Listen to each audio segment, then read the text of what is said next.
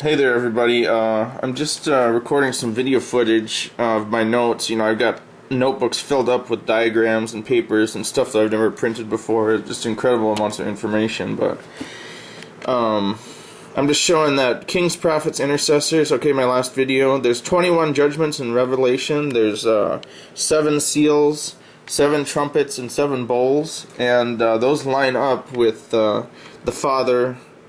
Okay, the same pattern that's in Genesis chapter 1, verse 1 through 3. Verse 1 is the Father, in the beginning God. Verse 2, where is it? Verse 2 is the Spirit of God was hovering over the face of the waters.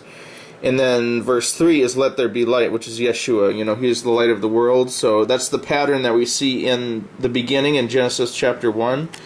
And that's also the same pattern that is in Revelation, the 7 seals, 7 trumpets, and 7 bowls. The seals represent the Father, the trumpets represent the Spirit, and the bowls represent the Son.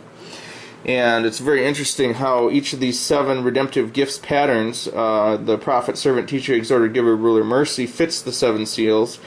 And you can figure out revelations about each of the redemptive gifts by looking at the judgment that's in there.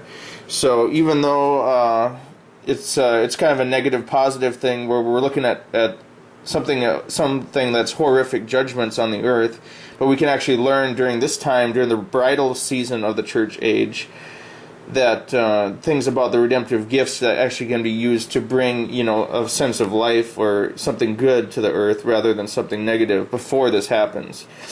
So we're kind of the generational lines have been messed up for a long time.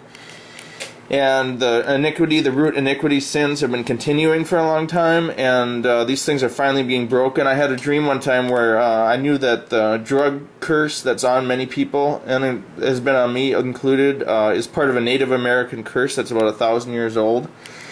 And something that's been, just drug into the freaking ground so that everyone is just, infatuated with drug culture and all this stuff. It goes back to the Native Americans trading peyote and marijuana during the early times of the Native Americans. So, that's something that's been, it's affected the tribal people that live on reservations. There's just so many drugs and so many issues.